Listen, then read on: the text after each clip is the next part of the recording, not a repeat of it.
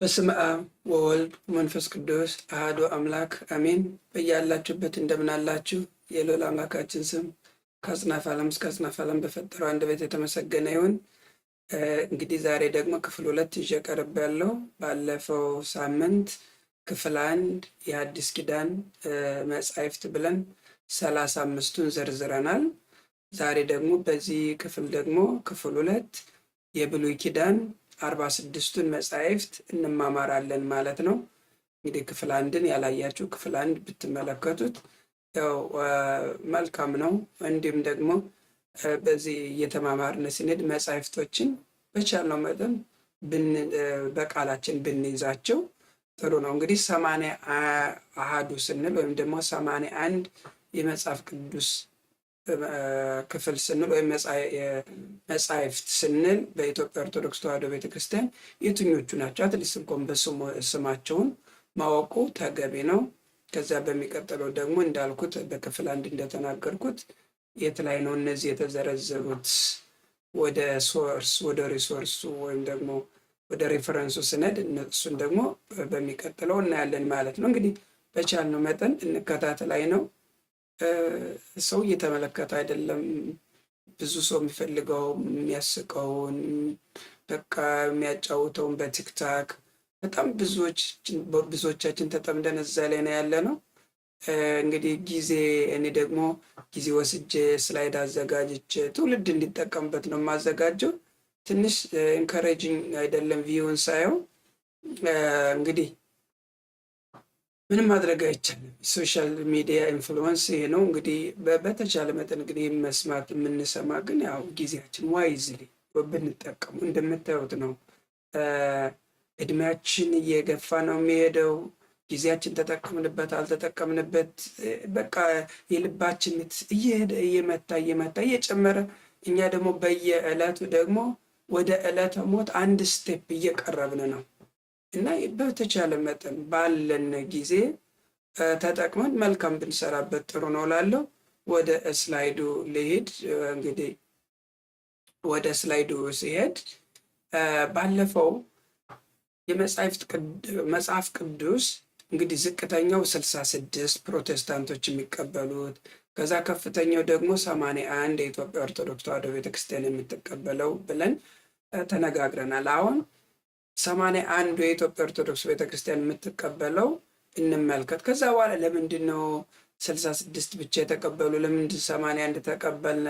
ሌሎቹ ደግሞ 77 ለምን ተቀበሉ? እንደዚህ የሚለውን እንግዲህ ባክግራውንዱ ሂስቶሪካል ባክግራውንዱ ወይም ደግሞ ቴዎሎጂካል ዲስከሽኑ ስንጀምር ይህንን እንማማረዋለን ማለት ነው። አሁን መጀመሪያ 81ዱ መጽሐፍ ስንል 35 የሐዲስ ኪዳን እንግዲህ 27ቱ በ66ቱ ኮመን የምናገኛቸው 27ቱ እንዳሉ ነው። 8 ደግሞ የስርዓት መጻሕፍት ብለን ዘርዝረናቸዋል። ስርዓተ ጽዮን፣ ትእዛዝ፣ ግጽው፣ አብጥሊስ፣ አንደኛና ሁለተኛ መጽሐፈ ኪዳን፣ ከዛ ቀለሜንጦስና ዲድስቅልያ ብለን እነዚህን 8ቱን ዘርዝረን በፊት አይተናል። አሁን በቃላችን እንያዘው። እኔም በማስተምርበት ጊዜ በእውነቱ ለመናገር አጥንቼ ይዤ ነው በቃል የምመጣ። ምክንያቱም ስላይዱንም ስሰራ መጽሐፍትን አጻጻፍ የራሳችን ቴክኒክ አክሮኒም ወይም አብሪዌሽን መጠቀም ካለብን ለመያዝ ያንን ተጠቅመን መያዝ ነው። ከዛ በኋላ ስናወጣ ግጻዊ አሁን ለምሳሌ በተለይ ዲያቆናት ግጻዊ በቅዳሴ ጊዜ ሲወጣ መልእክቱ የት ነው ያለ፣ የዕብራውያን የት ላይ ነው ያለ ምናምን ፍለጋ በቃላችን ከያዝናቸው ግን እነዛ ለማውጣት ራሱ መጽሐፉን ለማውጣት ኢዚ ነው። የት ጋር እንዳለ እናውቃለን ማለት ነው። እሺ ከዚህ በመቀጠል እስኪ አሁንም ብዙዎቻችን እንዳልኩት ክፍል 1 ላይ እንደተናገርኩት የ66ቱን መጽሐፍ ስለምንጠቀም 66ቱ ማለት ደግሞ ይሄኛው ናቸው። ምንም የሌላ ፕሮቴስታንቶች ተቀበሉ ብንልም ፕሮቴስታንት የራሳቸው መጽሐፍት እንዳልሆኑ እዚህ በፊት አይተናል። ወደፊት ደግሞ ሞር እንዲቴል ደግሞ ክርስቲያን ዲኖሚኔሽኖቹን እንዴት ዲቫይድ እንዳደርጉ አንድ ዩናይትድ የሆነ ክርስቲያኒቲ በክርስቶስ የሚያምኑ ክርስቲያን የተባሉ መጀመሪያ መንገዳቸው ዘወይ እየተባለ የተጠራ ከዛ በአንጾኪያ ክርስቲያን ተብሎ የተጠሩት ከዛ በኋላ በፖለቲካ በቋንቋ በባህል ልዩነቶች እየመጣ እምነቱ ለመከፋፈልና አሁን ካለበት ደረጃ ደርሷል ማለት ነው። ግን አሁን ሞሮፍ ያለነው አሁን የመጽሐፍ ቅዱስ 80 መዘርዘር ስለሆነ አሁን እንያቸው። መጀመሪያ በ66ቱ ስትራክቸራቸውን በ66ቱ ውስጥ እንግዲህ ባለፈውም እንደተነጋገር ነው በ5 ተከፍለዋል። የሕግ መጻሕፍት፣ የታሪክ መጻሕፍት፣ የጥበብ መጻሕፍት ከዛ አበይትና ደቂቅ ነቢያት ብለን ከፍለናል። ከዛ የሕግ መጻሕፍት 5 ናቸው። ከዛ የታሪክ መጻሕፍት 12፣ የጥበብ መጻሕፍት እና አበይት ነቢያት 5፣ ደቂቅ ነቢያት 12 ብለን በአጠቃላይ እነዚህን ስንደምራቸው 39 ናቸው። እስኪ ዝርዝራቸውንም እናይ። እንግዲህ የሕግ መጻሕፍት ወይም ደግሞ የሙሴ መጻሕፍት የሚባሉት እነዚህ 5ቱ ናቸው። ሁልጊዜ የማይቀየሩ ወይም ደግሞ ቶራህም ይባላሉ። በተለይ በጁሾቹ ቶራ ብለው የሚጠሯቸው እነዚህ ናቸው። ኦሪት ዘፍጥረት፣ ኦሪት ዘጸአት ወይም ደግሞ ፔንታቲዩክ፣ ኦሪት ዘፍጥረት፣ ኦሪት ዘጸአት፣ ኦሪት ዘሌዋውያን፣ ዘኍልቍና ዘዳግም እነዚህ 5ቱ። ከዛ የታሪክ መጻሕፍት የሚባሉት ከኢያሱ እስከ አስቴር ድረስ ያሉት እነዚህ እስከ ከመጽሐፈ ኢያሱ፣ መሳፍንት፣ ሩት እንልና ከዛ በኋላ ለመያዝ አንደኛና ሁለተኛ ሳሙኤል፣ አንደኛና ሁለተኛ ነገሥት፣ አንደኛና ሁለተኛ ዜና መዋዕል፣ ከዛ እዝራ፣ ነህምያ እና አስቴር። ስለዚህ ሳሙኤል፣ ነገሥት እና ዜና መዋዕል በቃ አንደኛና ሁለተኛ ያላቸው ናቸው። ከዛ እዝራ፣ ነህምያ፣ አስቴር ከመጀመሪያው ኢያሱ፣ መሳፍንት፣ ሩት ብለን እነዚህን 12 የታሪክ መጻሕፍት አሉ ማለት ነው። ከዛ መጽሐፈ ጥበብ የሚባሉት ደግሞ 5ቱ ኢዮብ፣ መዝሙረ ዳዊት፣ ምሳሌ፣ መጽሐፈ መክብብና መኃልየ እነዚህ 5ቱ የጥበብ መጻሕፍት አሁን እንደዚህ እያልን በቃላችን እንይዛቸዋለን ማለት ነው። ከዛ አበይት ነቢያት እንዳልነው 4 ናቸው። ያው የኤርምያስ ግን ሰቆቃወ ነበረ። ኤርምያስ፣ ሕዝቅኤል፣ ከዛ ዳንኤል እነዚህ ማለት ነው። ከዛ ደቂቅ ነቢያት የምንላቸው ከሆሴዕ እስከ ሚልክያስ ያሉትን እነዚህ 12ቱ ደቂቅ ነቢያት ይባላሉ። ትንቢተ ሆሴዕ፣ ትንቢተ ኢዩኤል፣ አሞጽ፣ አብድዩ፣ ዮናስ፣ ሚክያስ፣ ናሆም፣ ዕንባቆም፣ ሶፎንያስ፣ ሐጌ፣ ዘካርያስ እና ሚልክያስ እነዚህ 12ቱ ደቂቅ ነቢያት። አሁን እነዚህ እስካሁን ያየናቸው 39 ናቸው፣ 66 ውስጥ የምናገኛቸው። አሁን ደግሞ በ46ቱ ምክንያቱም 46 የብሉይ ኪዳን አሉ ብለናል። በ80 ውስጥ 46 የብሉይ ኪዳን የሚባሉት ማን ናቸው የሚለውን አሁን እንያቸው። በኢትዮጵያ ኦርቶዶክስ ተዋሕዶ ቤተክርስቲያን እንግዲህ የሙሴ መጻሕፍት እንዳሉ ናቸው። ከኦሪት ዘፍጥረት እስከ ዘዳግም ያሉት 5ቱ እንዳሉ ናቸው፣ 5። ከዛ ደግሞ እንግዲህ የታሪክ መጻሕፍት የምንላቸው ከኢያሱ፣ መሳፍንት፣ ሩት እስካሁን አልተቀየረም። አሁን ከዚህ ላይ የመጽሐፉ አይነት ሳይሆን አከፋፈሉም ተለይቷል። ባለፈው በ66ቱ ስናይ አንደኛ ሳሙኤል ለብቻው፣ ሁለተኛ ሳሙኤል ለብቻው፣ አንደኛ ነገሥት ለብቻው፣ ሁለተኛ ነገሥት ለብቻው። በ81 ግን አንደኛና ሁለተኛ ሳሙኤል በአንድ፣ አንደኛና ሁለተኛ ነገሥት እንደ አንድ ነው የተቆጠሩት። ከዛ አንደኛ ዜና መዋዕል፣ ሁለተኛ ዜና መዋዕል፣ ከዛ ኩፋሌ፣ መጽሐፈ ሄኖክ፣ እዝራ እና ነህምያም ሁለት ራሳቸውን የቻሉ ነበሩ። በ81 ግን እዝራና ነህምያ እንደ አንድ ነው የተቆጠሩት።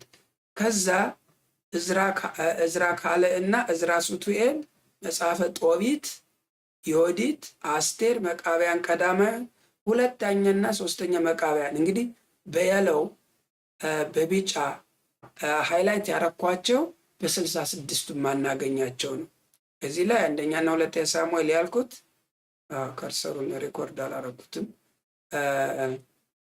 ሪኮርድ እንዲያደርግ አላረኩትም። ኦኬ አንደኛና ሁለተኛ ሳሙኤል፣ አንደኛና ሁለተኛ ነገሥት እንደ አንድ መጽሐፍ ነው የተቆጠሩ በ81 ውስጥ። ከዚህ ላይ የምታየው ኩፋሌ፣ ሄኖክ፣ እዝራ ካልዕ እና እዝራ ሱቱኤል፣ ጦቢት፣ ዮዲት መቃብያን ቀዳማዊ፣ ሁለተኛና ሶስተኛ መቃብያን ግን በ66ቱ የማናገኛቸው ናቸው ማለት ነው።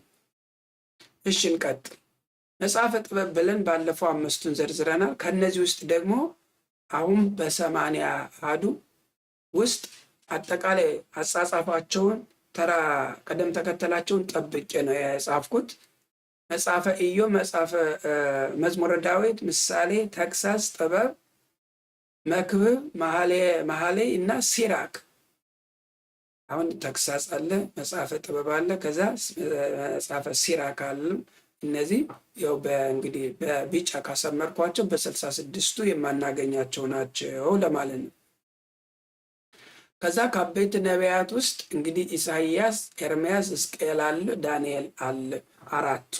ከ66ቱ ግን ኤርምያስ ሰቆቃው ኤርምያስ ብለን ነው። በዚህ ግን ኤርምያስ ሁሉንም ሁለቱንም የያዘ ነው።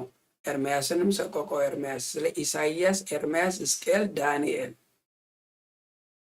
ከዛ ደቂቅ ነቢያት እንዳሉ ባለፈው 12ቱ ደቂቅ ነቢያት እንደተነጋገርናቸው ያሉ ነው።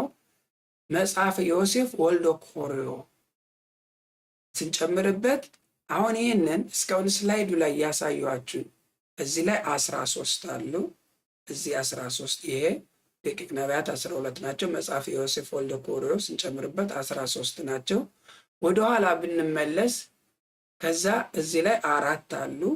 4 እንደምርበት ከዛ ይህንን እየደመራችሁ ወደኋላ ይህንን እነዚህንና እንደዚህም ይህንን አድርጋችሁ ከዛ አበይትና ደቂቅ ኦሪት ዘፍጥረት የሙሴ መጻሕፍትን ስንደምራቸው እነዚህ በአጠቃላይ 46 ይመጣሉ። መደመር ትችላላችሁ። እኔ ቸክ አድርጌዋለሁ፣ ደምሬ ኦልሬዲ ቸክ አድርጌዋለሁ እና እዚህ ላይ መቁጠር አይጠበቅብኝም።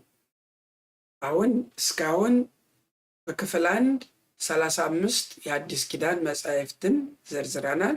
በክፍል 2 ደግሞ ዛሬ 46ቱን ዘርዝረናል። አሁን በሚቀጥለው ደግሞ ይህንን የመጽሐፍ ዝርዝር ከየት ነው ያገኘ ነው ብንጠየቅ እንዴት ነው የምንመልሰው? የት ላይ ነው ሪፈረንሳችን? የጥንት ጥናቱ እንዴት ነው የሚለውን በሚቀጥለው እናያለን።